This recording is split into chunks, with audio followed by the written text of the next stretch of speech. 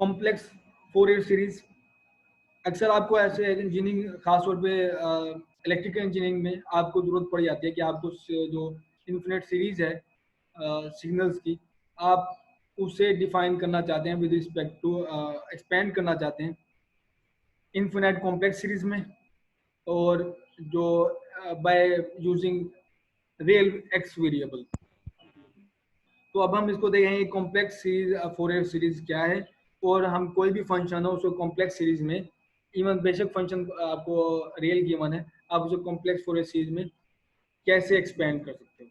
तो ये थोड़ी सी डेफिनेशन है जो इंटर की है कि जेड की डेफिनेशन जो कॉम्प्लेक्स नंबर है उसका real part, imaginary part, iota आपके पास, जो आयोटा का स्क्वायर है, आयोटा स्क्वायर आपके पास होता है इज इक्वल टू -1, -1। और इसका जो आइलर एक्सपेंशन है, आइलर फॉर्म है, सॉरी आइलर फॉर्म है, वो एक्सपोनेंट टू कोस, ये साइन को साइन में वो इस तरह से दिखती है। ठीक,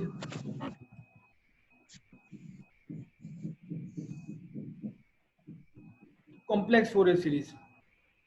कॉम्प्लेक्स फोरियर सीरीज हमने ये करना है सिर्फ कि हमारे पास ऑलरेडी फोरियर सीरीज की एक्सपेंशन है, हमने कोई नई चीज नहीं दिखानी।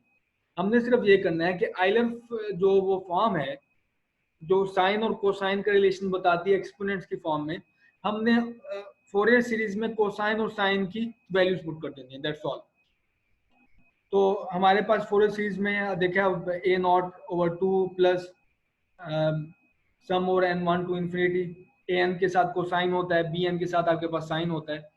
तो आप अगर ये रिलेशन यूज करें, ये रिलेशन एक मतलब प्लस करें, दो टर्म्स लिखें प्लस माइनस के साथ, एक कॉज, ये इसमें एक और चीज रह गई है, तो ये यहाँ माइनस आएगा साथ। ठीक है, तो दो मतलब आप लिखें इसके साथ फंक्शन, एक मतलब लिखें ए प्लस अयोटा, जैसे यहाँ लिखा हुआ है अयोटा एक्स, और एक मतलब लिखें ए माइनस अयोटा एक्स।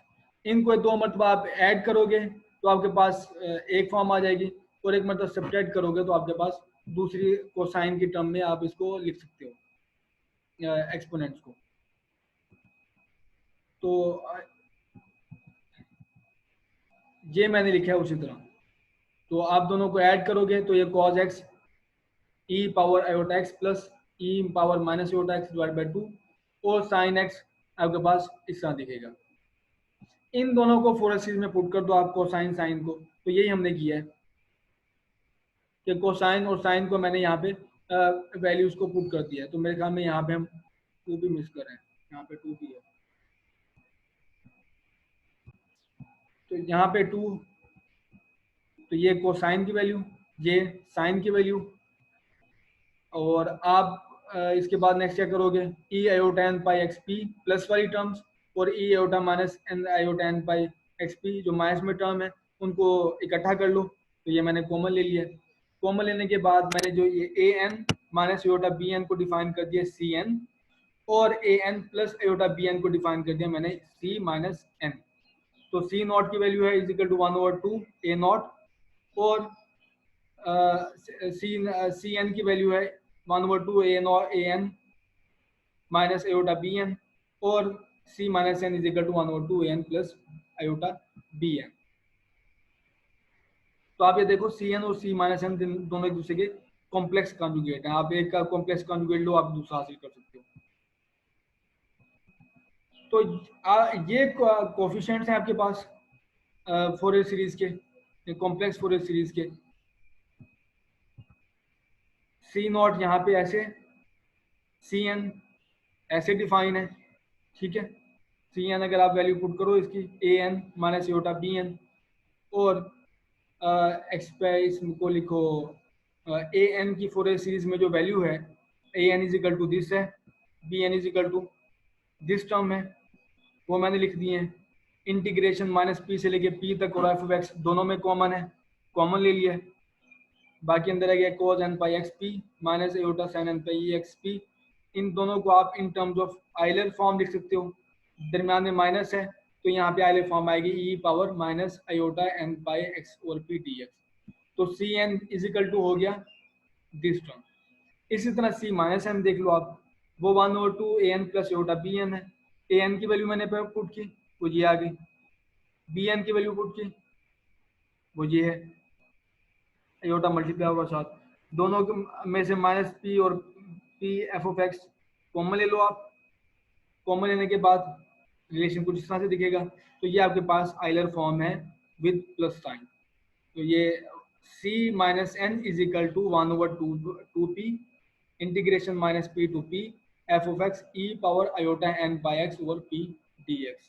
तो सी नॉट सी एन और सी माइनस एन, ये आप देख इस तरह वैल्यू आप देख रहे हो कि ये दोनों केसेस में ये तीनों को आप इकट्ठा कर सकते हो, कन्वर्ट कर सकते हो। जैसे कि अगर मेरे पास ये देखो ये सी एन दोनों में है, ये दोनों में सी माइनस एन लिखा हुआ है, अगर एन की जगह पे मैं 0 पुट कर दूं तो ये सी नॉट में मिल जाएगा मुझे एग्जैक्टली, ई पावर 0 1 हो जाएगा, यहाँ पे एफ ऑफ एक्स आ जाएगा डी एक्स, एग्जैक्टली मुझे सी नॉट मिल जाएगा। ठीक है, अच्छा इसी तरह अगर मैं यहाँ पे पुट कर दूं माइनस आयोटा, इस पॉइंट पे अगर मैं पुट कर दूं माइनस एन पुट कर दूं, एन की जगह पे सिर्फ माइनस एन की सीरीज स्टार्ट कर दूं, तो मुझे एग्जैक्टली सी माइनस एन वाली टर्म मिल जाएगी। तो इसका मतलब ये है कि ये सारे कोफिशिएंट असल में सेम है, सिर्फ अगर मैं इसको एवेल्युएट करूं माइनस इन्फिनिटी से लेकर इन्फिनिटी तक, दरम्यान में माइनस वाली टर्म भी आ जाएंगी। माइनस एन की वजह वैल्यू माइनस होगी तो मुझे ये कोफिशिएंट मिलेगा ब्लू में, और अगर एन की वैल्यू प्लस में है तो मुझे ये कोफिशिएंट मिलेंगे, और अगर एन की वैल्यू 0 होती है तो मुझे ये वाला कोफिशिएंट मिलेगा। तो complex Fourier series minus P से लेके पी इंटरवल में आप इस तरह लिख सकते हो कि एवेल्युएट करो माइनस इन्फिनिटी से लेके इन्फिनिटी तक, 0 से नहीं या 1 से नहीं, माइनस इन्फिनिटी से लेके इन्फिनिटी तक, साथ ये टर्म सी एन और सी एन इस तरह डिफाइन है।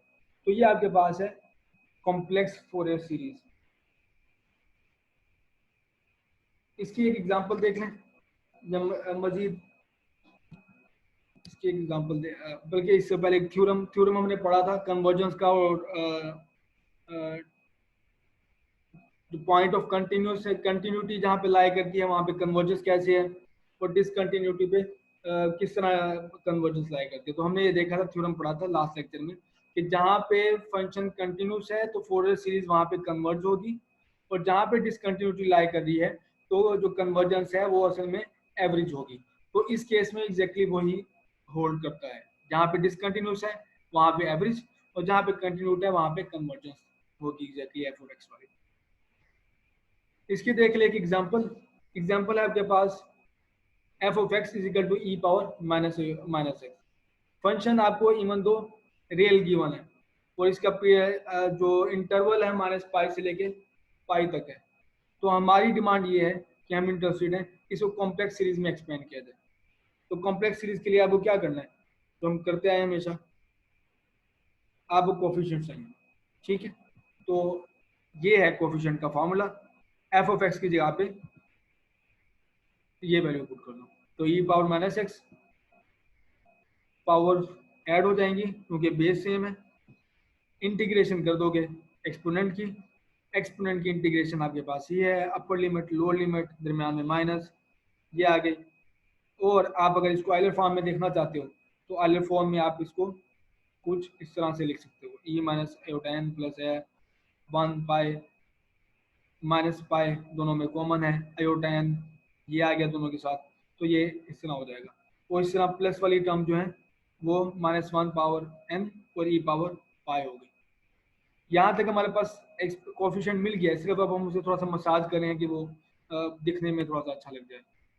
तो कोसाइन एन पाई आपके पास होता है power -1 power n sine n pi is equal to 0।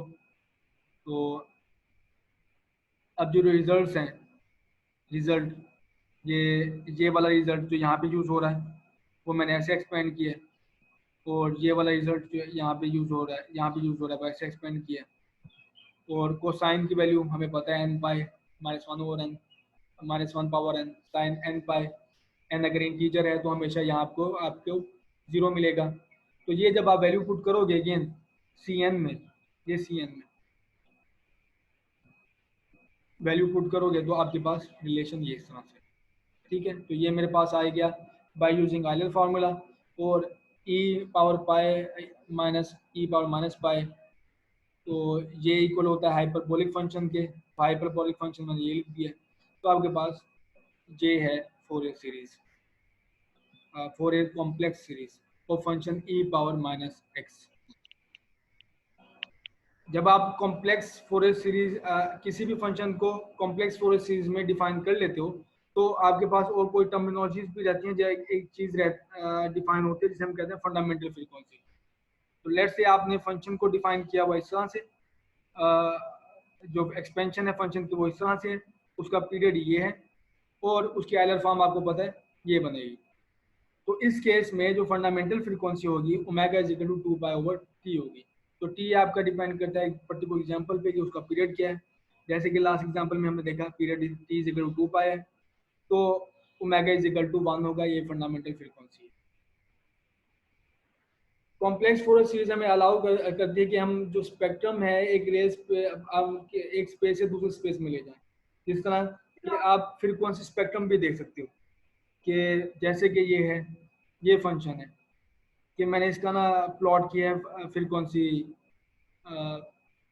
Frequency space में, ठीक है। तो ये जीरो फ्रीक्वेंसी है, ये ओमेगा फ्रीक्वेंसी, ये लेंथ शो कर, ये 2 पाई ये है, 3 पाई है। तो ये असल में कैसे प्लॉट होगी, असल में ये पॉइंट्स हैं, ये पॉइंट्स किसकी हैं, एन ओमेगा एक्स एक्सिस पे, और सी एन जो कोफिशिएंट है ये सी एन, ये सी एन ये इसकी फंक्शन की हाइट होगी। तो ये एन ओमेगा एन की वैल्यू 0, तो आप जो ओरिजिन पे लाया करते हो सी एन की वैल्यू ज़्यादा है यहाँ पे, तो ये आपको इस 0 पे फ्रीक्वेंसी ज़्यादा बता रही है। एन की वैल्यू 1, तो आपके पास ओमेगा आएगा, ओमेगा पे सी एन की वैल्यू ये है, जो एरो की हाइट शो कर रही है। तो ये हमारे पास फ्रीक्वेंसी स्पेक्ट्रम है।